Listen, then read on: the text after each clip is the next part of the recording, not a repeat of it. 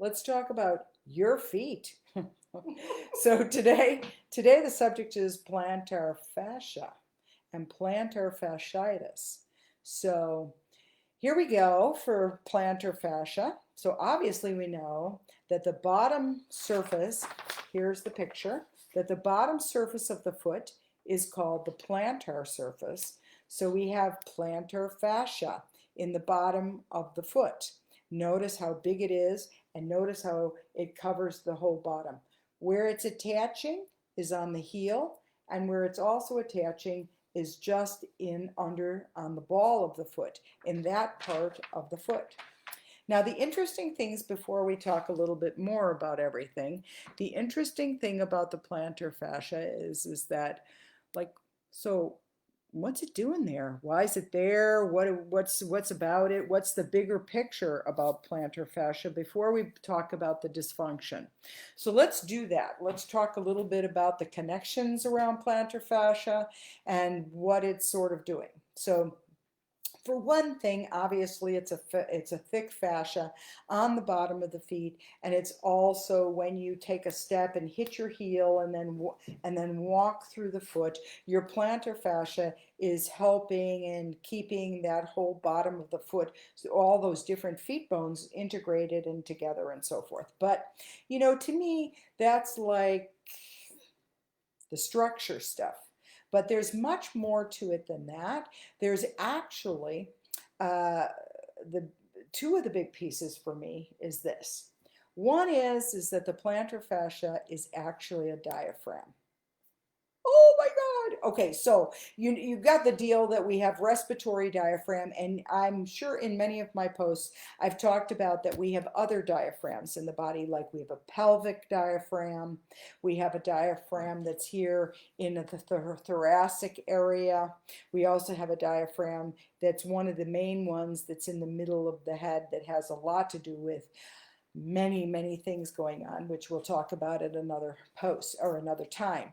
So the plantar fascia is a secondary diaphragm, okay? These are transverse structures in the body. So what is one of the things that it's actually doing is that as a diaphragm, it's also helping for the fluids in your legs to go back up.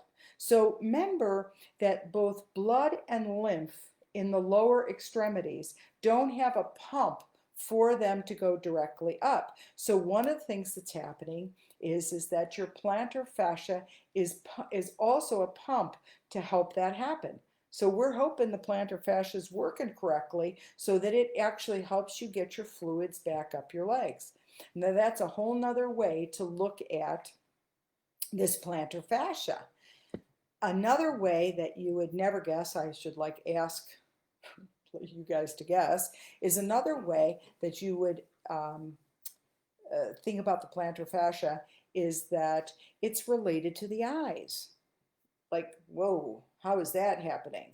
So it's related to the eyes because what is happening is I've got a mosquito bite on my leg. So what is happening is that you have proprioception, you have receptors within them, and what they're doing is they're helping to keep me level. And one of the deals is that my eyes are always trying to track on the horizon. Okay, so my eyes are tracking on the horizon, and one of the things about the plantar fascia is that it's helping to keep that going, but also it's signaling up to the eyes. So to me, those are two bigger things than really just the structure. But the problem becomes when somebody starts to have plantar fasciitis, which is so common. Itis is inflammation. So when they have that pain that's on the bottom of their foot, and let me tell you something, you have pain on the bottom of your foot, most of the medical people are always going to tell you have plantar fasciitis. Even if it's not plantar fasciitis, an inflammation of this an inflammation of this fascia, even if it's not, it's labeled plantar fasciitis. So, and I actually think more people have less plantar fasciitis than have other issues going on in the foot. One person's personal opinion. They've been working with plantar fasciitis for long time. Okay, so here's the deal.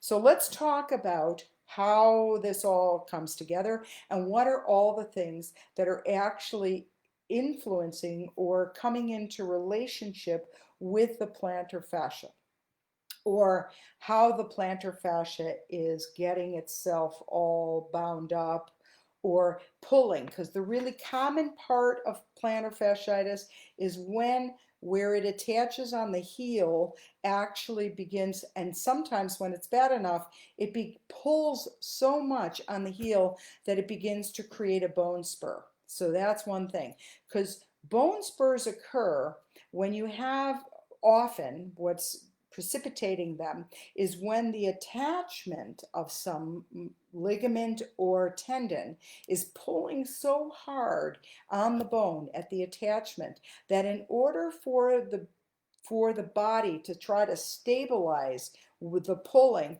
when it's happening with attachment to bone, what's happening is that the body is sending calcium to the place to build, to make it stable. Okay, so you guys get that? So, in soft tissue, like when there's an unstable place, say you get a cut or you have a surgery, the body is signaled to send connective tissue to the area to stabilize. But like in the case of this plantar fasciitis, where you're really pulling on, you are actually being pulled on the attachment at the heel, on the heel, then what happens is that you get calcium sent to the heel. You get calcium sent to the heel, and then you get a buildup and it's a bone spur. So that's what's happening there. And what the painful part is that when you take that step onto the heel, right where the bone spur is that it's poking into the soft tissue, and that is incredibly painful. That's really painful. So that's one part of what's happening, okay, with plantar fasciitis.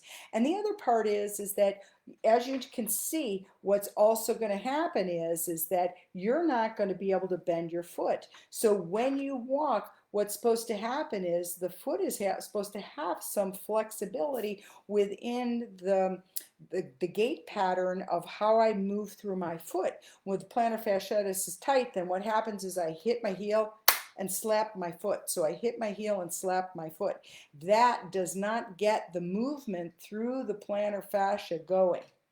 So let's talk about some of the things that actually create this, because it's one thing to state that this is what this is, but what is it that's driving that, that's creating this plantar fascia to get into that kind of condition?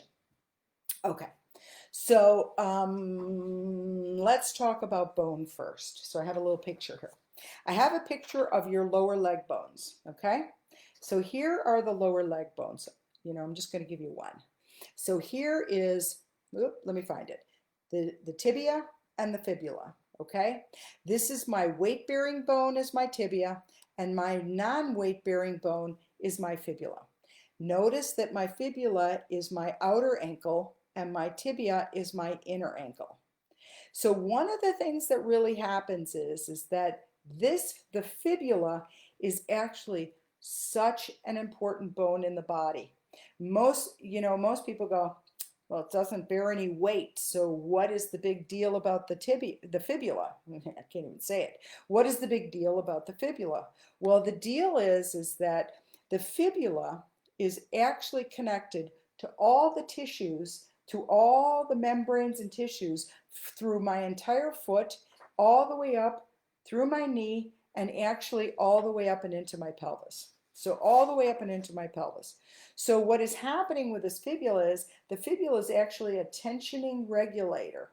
It's a tensioning regulator. So every step I take, my fibula is supposed to internally rotate towards my tibia and rise. So I have this action going. So what should happen is that I'm having all my tissues and all of the membranes, the fascia, the ligaments, the tendons, the muscles, and everybody should actually have this sort of movement pattern that's happening.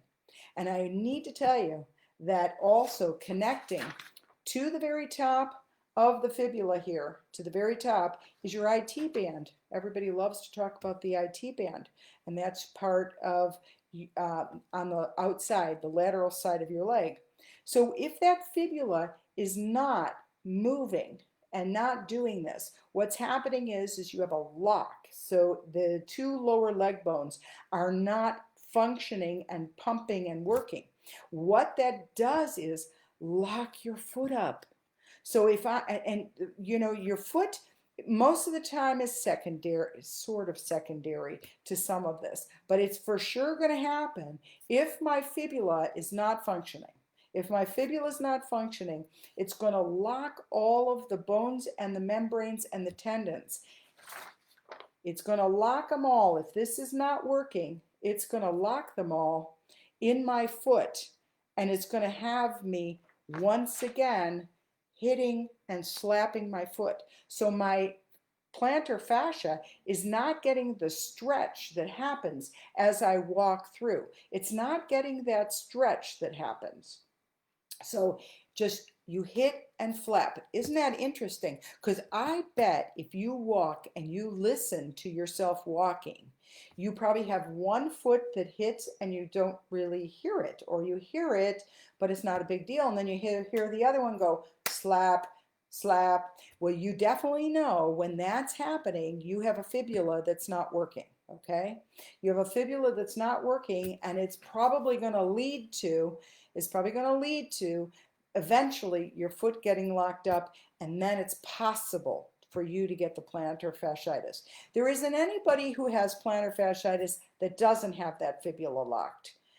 You can have the fibula locked and not have plantar fasciitis, but I have yet to work on anybody who has the plantar fasciitis and does not have a fibula that's locked, that lower leg bone. Okay? So here we go into the next part.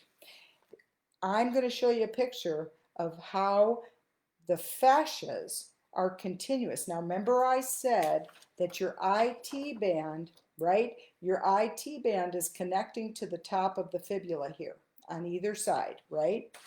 But what happens is, I hope this picture comes through, is that what happens is, wrong way, is that we have a chain of fascias. We have fascias that go all the way from my foot all the way up my body on the outside, on the lateral side of my body, all the way to my head. This includes the IT band right here.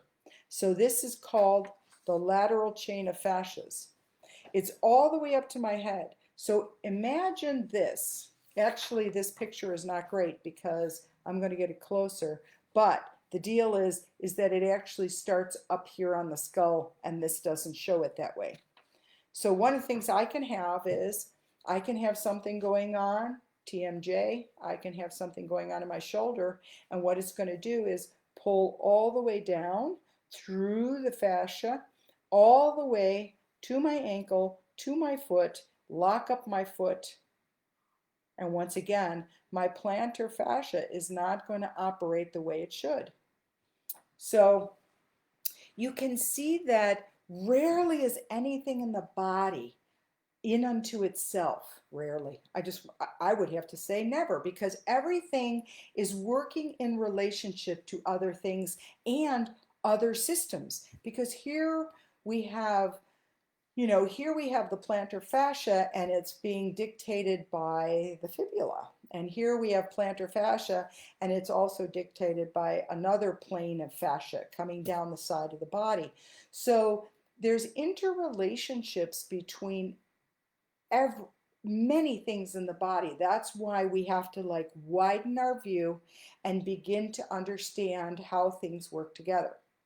So I have another little picture here, and this one is a biggie, so I sort of saved it. Okay, so this is another plane of fascia, and this is fascia that's coming down the back side of our body. This is the connection of fascia from our head all the way to the bottom. So here is this, and let me get it on here and show you how this fascia goes all the way up, and look at how it goes on to the bottom of the foot. You see this fascia? This starts at my head, or your head, our heads, goes all the way down the back of the body, goes out and down the back of the legs and goes all the way on to the bottom of the foot. This is called the posterior chain of fascias. So here's the interesting part of the posterior chain of fascias is that, here's my picture of my foot. The posterior chain of fascia wraps around and merges into the plantar fascia. Okay, you guys, do you get this? Is that the plantar fascia is part of a system of fascias that is directly connected to the entire backside of our body. And it comes from all the way, the back of the head goes down the back of my neck. It goes down my back, the center of my back, next to the spine on either side.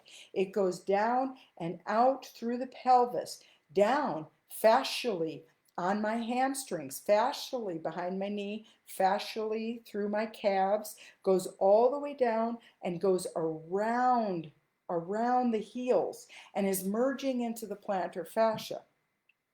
So if I'm not looking or not including this posterior piece of fascia into this dealy bop with my plantar fascia, I'm also missing, because I want to tell you something.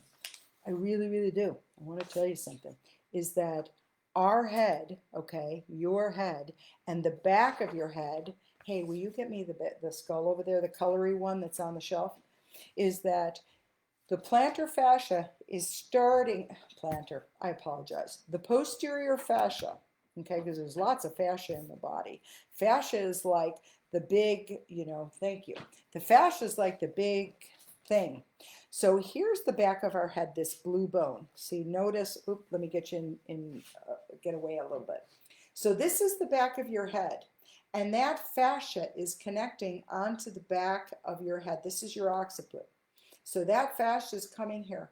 I want to turn this and tell you, and try to get it straight, and tell you that very commonly this bone is upward.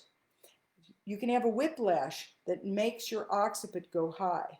It goes high quite often in birth process. You can fall and hit your head and the occiput goes high. So if the occiput goes high and I have this fascia that's attaching on it, I have this attachment here on the occiput, what is happening through the entire rest of the fascia? So it's going to pull. So of course, it's going to pull my plantar fascia. It's going to pull it. It's going to pull it.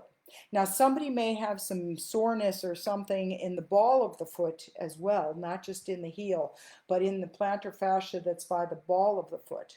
And that can actually create things like, that can lead to things like neuromas and different kinds of issues that happen within the foot besides plantar fascia.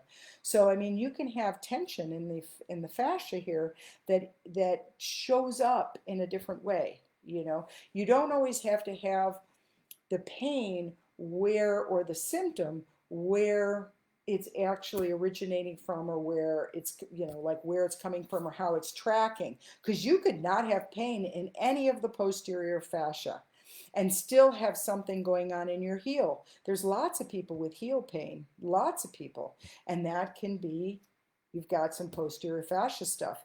And anybody who comes in who says, I have really tight hamstrings, so no matter how much I stretch them, I can't get my hamstrings to let go. Well, I have to look at the bigger picture of the hamstrings to know that, they attach on the pelvis, or I know they attach on the pelvis.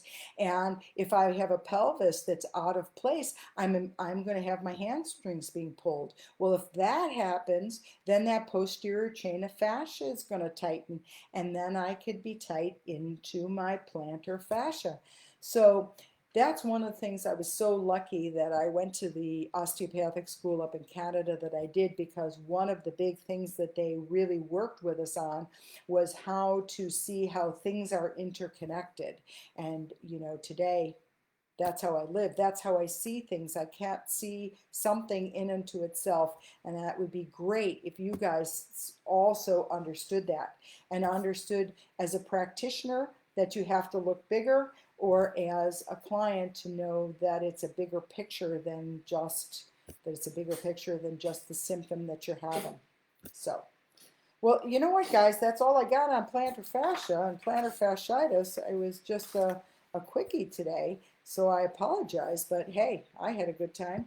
You know what? The suggestion that was made to me is that next month, that I do TMJ. So look forward to a biggie. I mean, TMJ is like a big one, and I'd be so happy to talk with all of you about it and share all the parts of things that can be related and affected and driving TMJ. It's actually a big subject, but a powerful one, and a lot of people experience TMJ pain. So thank you everybody for joining me. I really appreciate it, and you guys have a great night, and I'll see you next month.